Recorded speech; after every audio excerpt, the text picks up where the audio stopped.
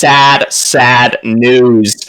The Spectator ain't working tonight, so we ain't going to be seeing any games. So tonight, it's just going to be the pre-show. We're going to be bringing y'all our all-star teams, go over that a little bit, and then we're going to cut it there. Hopefully, we'll be keeping you guys up to date in the Discord, so follow along if you want to see. But other than that, it's a bit of a shame, but on the desk here, you see some surprises. Hi, I'm Zephyr. You usually never see me, but happens to be that I'm here, as well as Dory, who literally runs our production, and then some guys named Mac and Gunjan. You may or may not know me and Gunjan. We really appreciate you guys filling in, though. And Zephyr, I gotta say, you and Gunjan are looking a little greenless on such a special day. What gives, my man? Well, you see, we don't celebrate St. No, I'm kidding. If I move at the speed of light, eventually this blue shirt will turn green. There you go. Red shift, everybody. Red shift. I think I completely forgot St. Patrick's Day was today until you just reminded me. I was so confused when Tori kept saying he was wearing green. I was like, what's so specific about green today? It's weird. Okay, good. I guess now I got it. You know, guys, we're actually getting a lot of commentary in the chat about what the heck is above our heads right now. Anyone want to care to explain? Mac, take that away. Oh, well, we did a little thing, and it's kind of popular in other sports, and we wanted to throw our version of it for you guys in the mid-league. These are our all-pro rosters. We have 3 teams. This is the 3rd team presented to you guys now, and through the course of this pre-show, we are going to be revealing the 2nd and 1st team as well. These are serious accolades that are going to stick with these players in the Excellency Hall of Fame until the end of time. So it's really exciting. I gotta say, this 3rd team guy is pretty stacked already. Can it really go up from here? I think it somehow can get even bigger and better. And by bigger and better, I mean maybe heading towards the top of the standings. No spoilers. But no spoilers. No spoilers. But we may have some powerhouses that might kind of take up those 1 and 2 spots. I have no idea what you're trying to convey, Gunjan, but maybe they'll see eventually. Either way, to kind of give you all a little bit of a bigger synopsis, these votes were taken in from not only the casters behind the scenes on Mid-League, but also the players and coaches as well. So that's where most of these ratings are coming from. So if you have a problem with it, blame yourself, blame your friends. It's you guys. You can't blame us. We did it, guys. We found the loophole. We're less of a vote than you this time around. Yeah. Oh, goodness.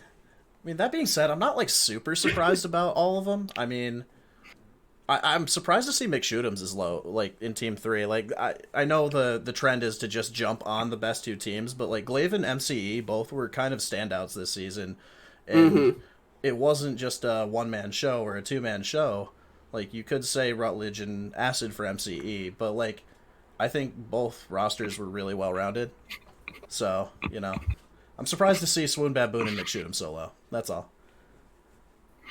The junglers were kind of stacked, though. McShoot'ems, I feel like, is kind of in that upper echelon of junglers.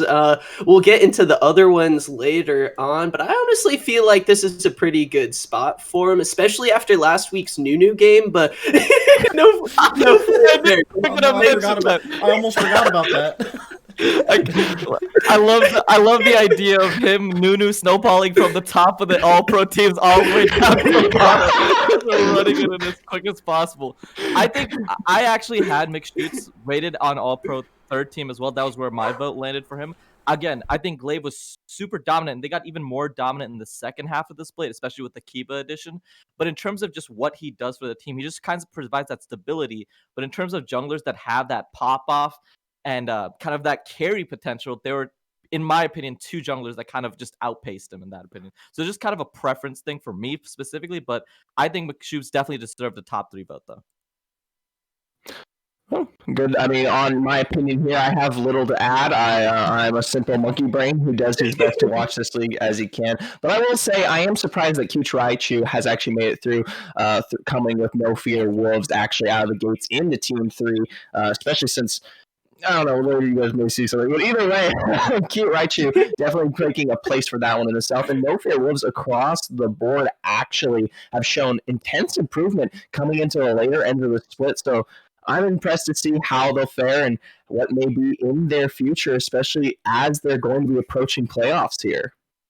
Yeah, and again, I believed in No Fear Wolves. I bought the stock all the way at the bottom. No Fear Wolves to the moon, baby. Cowboy told me about them in week 1, and I was on the hype train immediately. But again, Cute Raichu fulfills a great role for his team.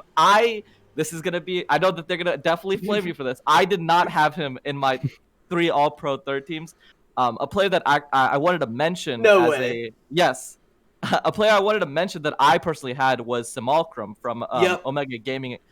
And I really love Simulcrum's play. Again, I interviewed him in week 1. He said that he was like a weak side player. He's going to play for his team. And then he picks the GPs. He picks the Malphite solo. Like, the work that this guy does with the resources he's given is so impressive to me. And he is one of their main building blocks for that team. The player that they kind of built around, especially early on. So I really love kind of giving it to him. And I was super surprised that he didn't end up making it into top 3.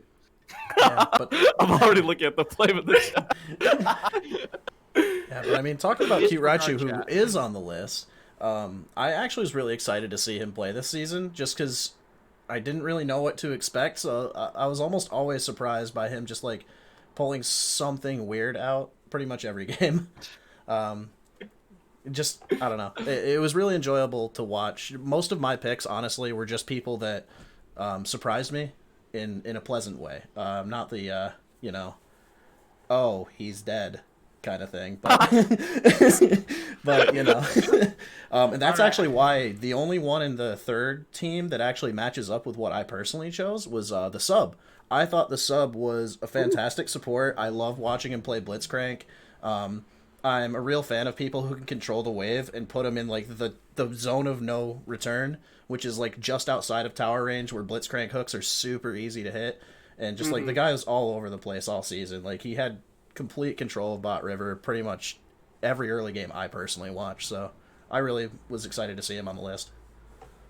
I 100% agree with you. I think the sub, especially for me, he was kind of like, I would sometimes have games where I'm like, who's going to carry on this team? And it would be the sub. Like, the sub just comes in. I would be like, his Blitzcrank game performances, some of his engaged support performances on the Rel especially, I really like the sub. I actually had him higher on the tier list. I had him on second team. So I was surprised that he was on third team. Yeah, but I very much thought the sub was kind of critical for Omega Gaming success in this league. And I do, especially with bot lanes, I do like to kind of link bot lane. So I like having the bot lane plus the support, because I think that duo is so prominent, especially early on when Senna was so important in our league, where you can't really do fasting. When adjustment never died ever in the bot lane. Yeah, I remember Swoon Baboon being like, he was just like, for the first 5 weeks of Belks, he was just like smurfing on people with Senna, Scion, Senna, anything. So I personally love linking supports, but I thought Sub was so stand out in his role that I really rated him super highly in that support position. Yeah, turns out I lied. I actually put Sub second as well. Hey, me and Dory, we got that connection. So what Gungeon and Dory are trying to say is, shame on all of you. What are your ranks? What are you guys putting out there? But either way, don't sleep on Swoon Baboon. This man will come through. Meme City has yet to even shine. We're starting to get to those best 3 best of 5s, and they'll actually start to commit and come through. But I think we're going to be making our move over now, transitioning towards the second highest team here. And there we go. There's some more Omega, and even a little NF and more Glaive. It's I see someone's favorite player on there. Wait a minute. Epic who? Epic who? Guys, Epic fail guy. Epic fail. Guys, I did not rig the voting for Epic Fail Guy, but It's rigged. What? I think this is where I rated him, so I'm happy that he ended up on the second team. I loved Epic Fail Guy's performances for Legendary Wolves, especially starting off kind of slow when they faced, I think in the first week they faced Glaive plus Meme City, or I think it was Meme City versus AoE God Squad, and they kind of were off to a slow roll, but Epic Fail Guy was kind of that standout performer for me.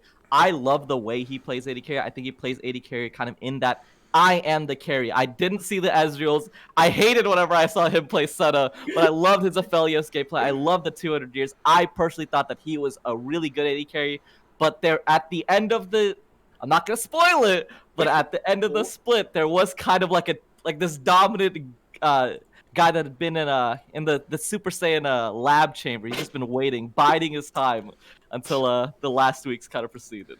That is absolutely right, and there's no reason the support came up there, Gunjin. I think you're right on the money. Issei, I think low-key got robbed. I could have put Issei on the first team just because of how dominant he and Kiba have been, right? Because Glaive swapped supports. They swapped with the entire bot lane, right? Sidestone left. Whoever the ADC before Kiba was, Kiba is always on my mind, so I can't really put any other Glaive ADCs on my mind. And what they were able to do, I mean, you put Issei on Galio, he's killing people in lane with Galio, let alone, like, you're gonna have to ban away the Rel from him and other engaged supports, and he's popping off on picks like that. I think it really is gonna show how flexible Glaive can be in the playoffs, which is coming up soon. So, Issei on team 2, I guess I'm okay with that. Yeah, I mean, I can live with it. I think most of us actually put Issei first, on the casting crew, at least, on the production crew. But for the same reasons, like, I put the sub second, and I said, okay, the guy has like a handful of champions that he just pops off on, and he has crazy control. And then I thought, okay, well, Issei just does that on whatever he feels like locking in that day. Like, so I feel like there's just no argument for it, really. To be fair, Dory, my personal choice for the sub here in mid league was Dunzi, of course. That guy has been on top of things through and through, and I can't wait to see his return one day. But what I actually like more than anything is the actual unique chance here. We got Princeton and Fallen Artemis, both that mid jungler route that has been strong through and through and has led Omega to many of their victories over the split as a whole. So the fact that they both ended up on Team 2 together, I mean, I feel like that's a fitting, almost romantic way to kind of end the season. Well, not quite the season, but you know, the season general weeks. I think maybe a better romance for the team 2 Zephyr might have been Fallen Artemis and Udyr, and you just replace Princeton. We'll have to see. Well, I mean, you know, Udyr's been taking some hits here recently, and I don't know. Maybe Fallen Artemis is gonna have to break up here soon. February's already been done and over for a month now. We're past the day of Valentine's. I do want to talk about Fallen Artemis though. I had him really highly rated in the jungle role. I think that what he does for his team is really important. Again, he's not that carry style jungler. I've seen definitely some games where he'll get like a 4-0 lead on something like a Hecarim, and he'll be like, I guess I built tank now and let's try to help my team. Because that's what he does, and that's what he does. He sets up his team, but he does have those game performances, especially of the Kindred. I know that me and Mac love watching his Kindred kind of just move around the map, so good. And it always feels so like cheater because you're like, he can't keep getting away with. He's like 8-1. I think his KDA on Kindred specifically is so crazy sometimes. I'm just like, how is he 8-1-4 on this like weak early game champion when like Olafs and Udyrs and Hecarims are running around? But he's always able to stay safe. He's always able to help his team. And when he needs to, he can pick the Kindred and kind of build that carry threat in the jungle. But a lot of the time, he's the setup. He's the guy that's going in, that's setting up Princeton for these great team fights. I do want to say, I think for my all-pro second team, a person that I'll talk about it when all-pro first team because I don't want to spoil it, but I think that there was a player that had a great season that definitely got robbed. He did not place with any of the teams, and it frustrates me to absolutely no end. Yeah, absolutely. To be revealed later. Where is it? Is coming. It's all build up. We haven't even talked about it. Here. There's a player that we're just kind of like the elephant in the room. We haven't even talked about him yet on Team 2. We've got Miho here. Like, why is Miho here? Miho... Why is Simulcrum not on Team 2? I'm kind of mad about it. Tough. I felt like the depth in top lane was just insane. Like, it was so hard to decide between top laners because Miho, what really impressed me this season was people like talk about the meme like, haha, weak side top lane, haha, weak side top lane. But like Miho said no all season. He's like, nah, no. This is the strong side, boys. I might be alone, but I'm strong side. Don't even. But I might be alone. I might be alone on my little island, but I'll get it done. Miho does the most with like nothing at all. Like Fallen Artemis will at least like gank top like level 3 to try to set up Simulcrum a little bit. McShoot'ems, I'm pretty sure, just kind of like tells Miho, he's like, hey man, good luck. I'm gonna be on the bottom side of the map, bro. I think definitely ranking the top side was really. I struggled with it a lot, kind of ranking the top lanes, just because a lot. If you go through a lot of these games, a lot of these top laners are playing weak side. Like I'm watching Shen matchups, I'm watching Cho'Gath play. I'm like, golly, brother. Like it's great to see them again communicating with the team. They can make good roams and all of that stuff. And a lot of our top laners can do that. There's actually a lot of depth in that top lane pool, so it's really hard for me to kind of rank the standout top lanes besides I think first team. So like the second and third team, I think it was kind of like a pool. You know, it could go wherever it wanted. I had Miho on All Pro third team and I had Simulcrum on All Pro second team, but I think that they were kind of interchangeable. So just top lane in terms of the meta that we were in mid league kind of led to top lane being a little bit less spicy. Not that many Camille picks, not that many Darius picks, a lot of Shens and Cho'Gaths and all that stuff. And I mean, if we're switching to Team 1 here shortly, I mean, there is one particular top laner that may or may not have been the only top laner that really didn't often get screwed into weak side play. I wonder which one that is. Down, Kay. You can't do that just yet. We're not quite done, but I guess. Oh, you got more thoughts? Little. There's little thoughts in Zephyr's brain. Either way, I think that's a good transition point then to make our way over to Team 1, and hopefully you guys aren't too mad at these cool colors that now grace your This was screen. your fault. like pink and Remember purple? this, players. You guys voted too. We gave you guys a voice, and this is what happened. Don't. No, we misspelled Totemex. No. No. Regardless of the misspelling, I think that the Team 1 is pretty on spot. Like, again, Rutledge and Acid, that is a gap right there in terms of top and jungle. Acid is kind of my front runner for MVP of the league. Team fighting wise, just what they do when they have a lead and even if they're behind. The amount of times I've seen Rutledge and Acid just carry team fights, regardless of pick. It's not like Rutledge is playing something like, he's not playing like Camille's and Darius's and running it down. He's playing like Nars and getting like quad man ultis. He's playing things like Shen. He's playing all of this stuff that just you don't think would carry, but just the gap that he provides in terms of just team-wide play is crazy. And then Acid. How do we even mention Acid without the ridiculous KDA, the amount of damage share that this guy has compared to every other jungler in the league?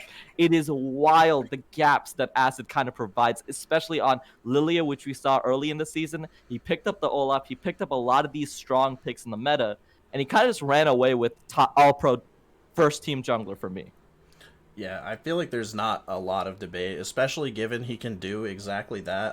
Again, a central theme for my picks was how consistent are they and how many champions can they do it on. And Acid, you can 5-ban Acid, 5-ban, pick 2 junglers, off-roll one of those junglers. He's got 7 bans. He's still going to find something, and he's going to beat you with it.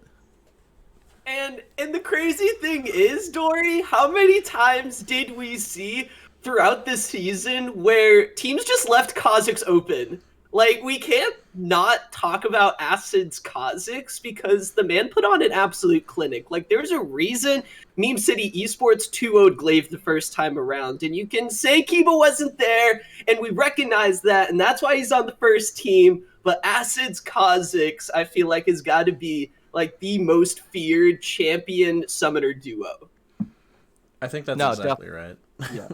His Kha'Zix, it was either like it was smurfing in the game or it was perma-ban because he was not getting. It was like you had to ban out Kha'Zix and then Lilia, and then you were like, okay, I guess he gets to play Olaf this game, or I guess Rutledge gets to play this, or I guess the amount of resources this guy's draws and still just kind of smurfs jungle gaps. A lot of the junglers is crazy.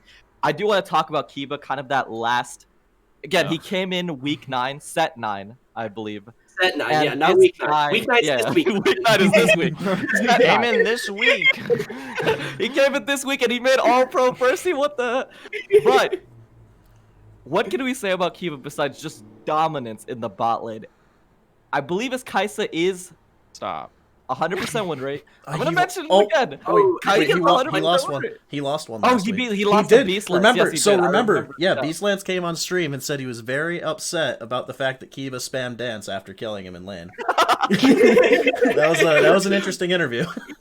He took it personally. He took it He very definitely personally. I took that personally. What can you say about Kiba? I personally also, and this was something I mentioned, was that I had Kiba and Issei as my All-Pro first team. I think that bot lane pairing is so dominant, and it's kind of given that Glaive Esports kind of that leg up, especially going into the second half of the mid league. I think some of the weaknesses that you could talk about Glaive, especially, was like early on, their bot lane wasn't getting too much priority and it wasn't getting too much pressure because they weren't able to kind of create a lot of their leads. And we were in the Senna meta, so it wasn't like Senna was gonna kind of burst open the game. But the second that Senna pick got taken away and a lot of the more dominant AD picks kind of came back in the meta, the Misfortunes, the Kaisas, Kiba came in kind of at the perfect time. And the amount of damage that this guy is able to output, how safe he's able to play with his just ginormous KDA, the styling he does on his opponents, the amount of trash talk that Kiba kind of outputs in Champ Select, I love it so much. I think he was kind of hands down all of our all-pro AD carries first team. But I wish Issei kind of was with him because I think they made that bot lane.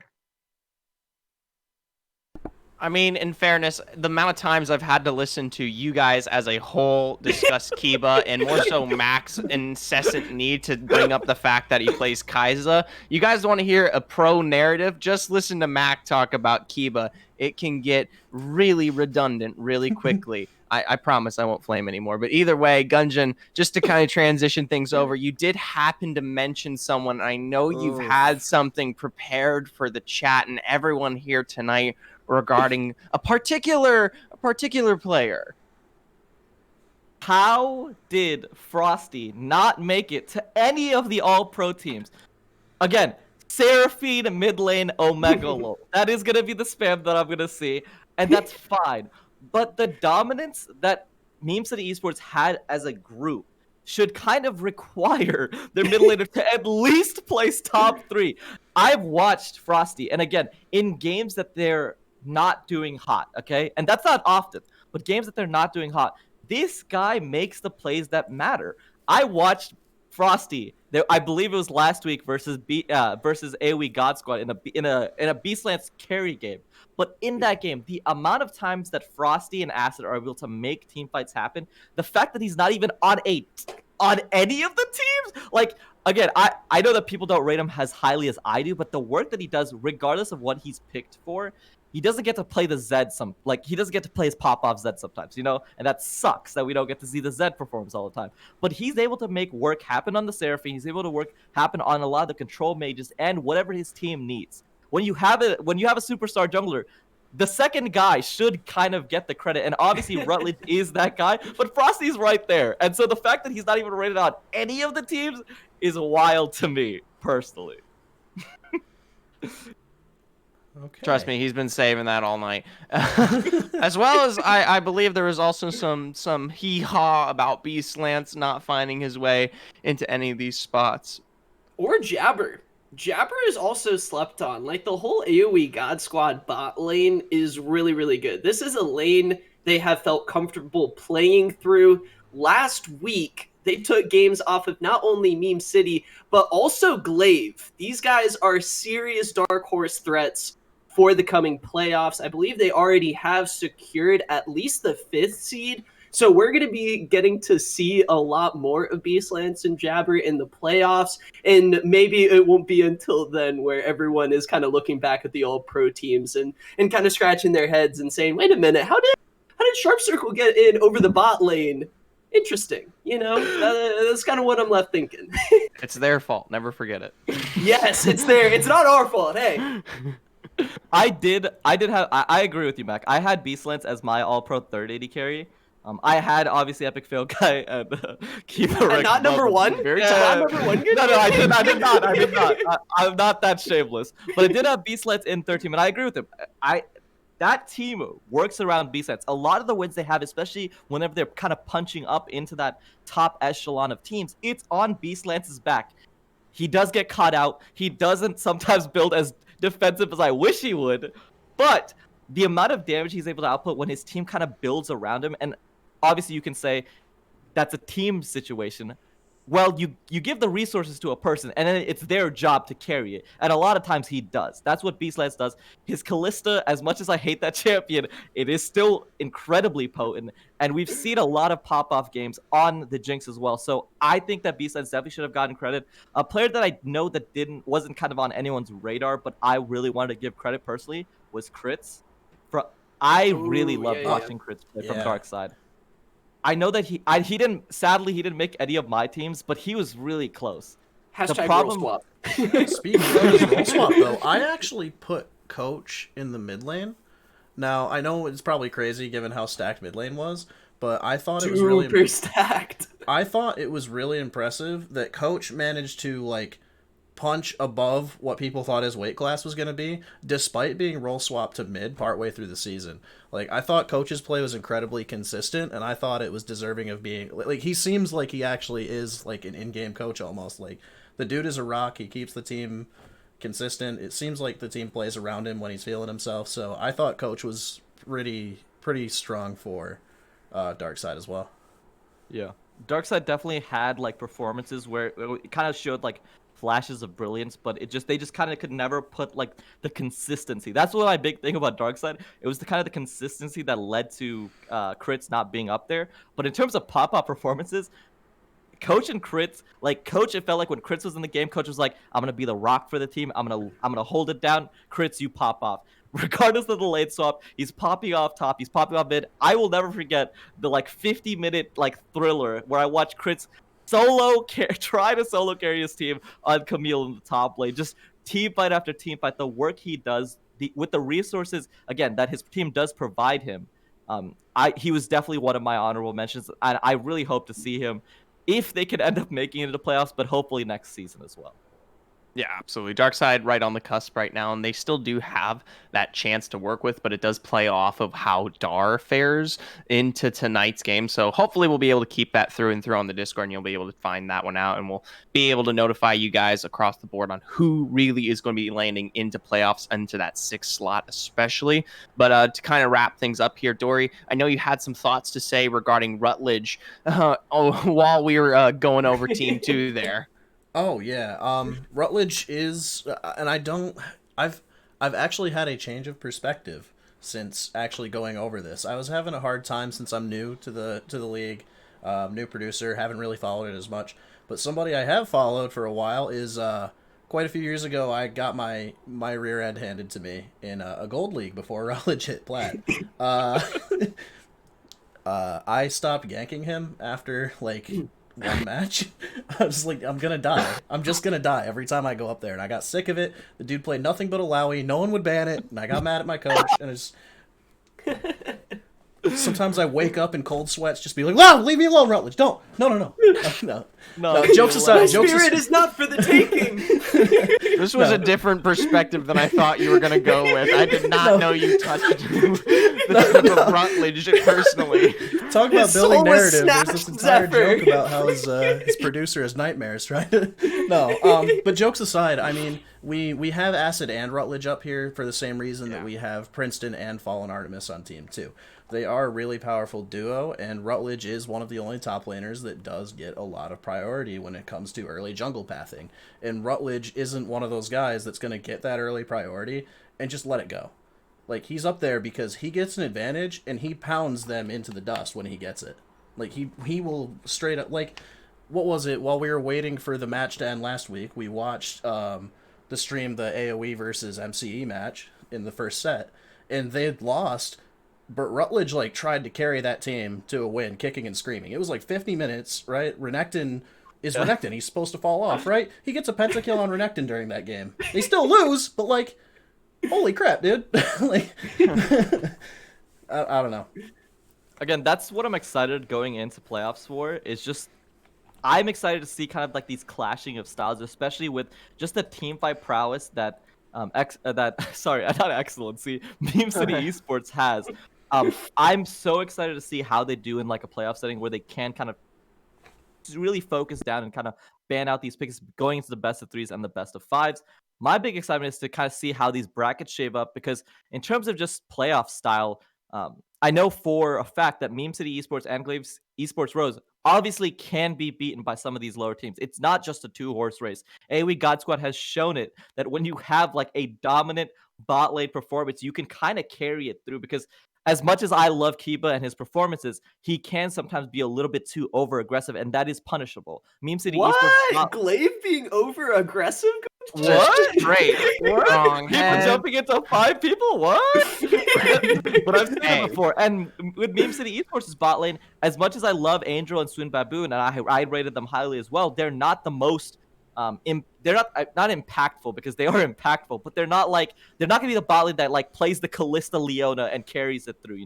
That's not who Meme City Esports play around, and that's fine. But that is a lane that can be exploited. So a lot of these teams that have the strong AD carries, Beast Lance, Adjustment, Epic Fail guys, I first forgot my favorite player.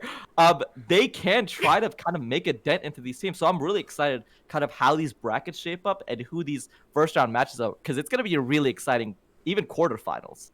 Gungeon, you be careful what you say there, all right? Meme City Esports is a different beast, and you have to understand these guys have known their position has been secured for weeks now. They're just limit testing, all right? They're just pushing it to the limit, and we'll actually see them wrap it back around here, and it'll come to a consistent flow as we approach some of the best of 3, best of 5s, and they've got a little bit of a break here, so maybe they'll level their head out as they won't be playing through cores. But come semis, Gungeon, you be careful.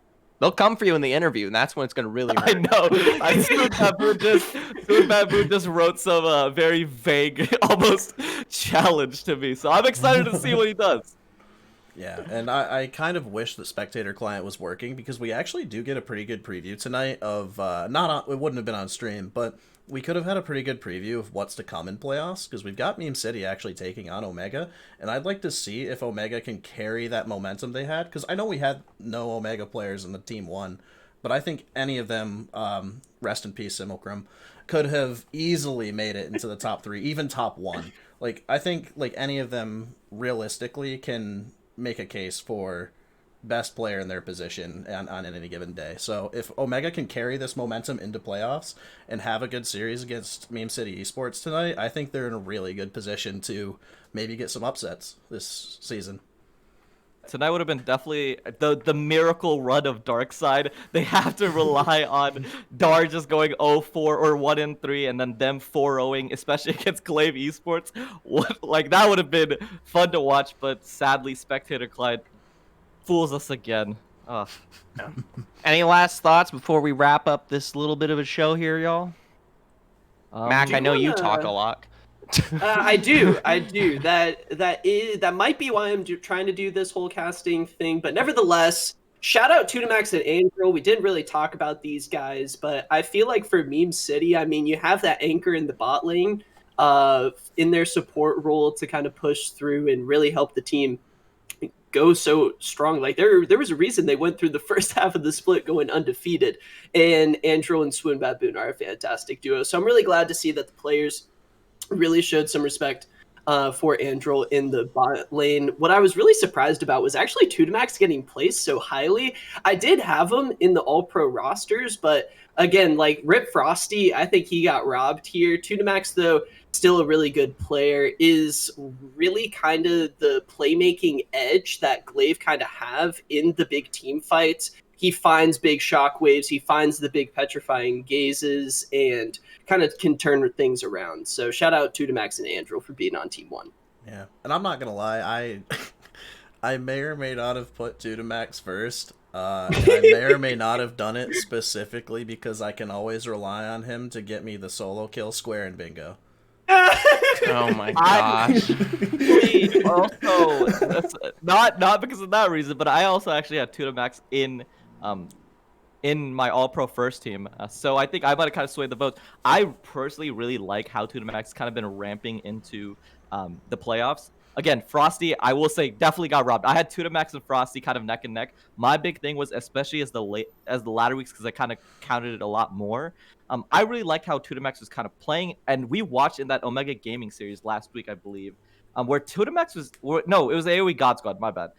Uh, that series, the way that Totemax is kind of gapping people and just sort of movement and laning, I think it kind of took it over for me. My big thing was kind of watching how Totemax played it in these bigger games, like against the top 4 teams, versus Glaive and or versus Meme City and AoE God Squad. And in those games, I think he kind of comes up big, and that was kind of like big decider between him and Frosty for All Pro first team. So it kind of just gave him for not the consistency, but kind of like the pop-off performances when it really matters the most. Absolutely. So, Glaive, they're in a great position for themselves, going to be approaching playoffs, and hopefully they can keep the prowess that has put them where they're at, as they will be taking it on here in about 2 weeks. But other than that, I think that is all for us here on the desk, the quote-unquote pre-show. It's really just the show of the night here for Excellency Mid-League, and we hope you guys all have a good time, play through your games and whatnot. We will be trying to keep you guys updated through our Discord, so go ahead, jump on there, follow through that. Follow the stream, of course. Throw us the Patreon supporters if you're interested in doing such and such. But with all of that, hope you guys all stay safe and have a good night.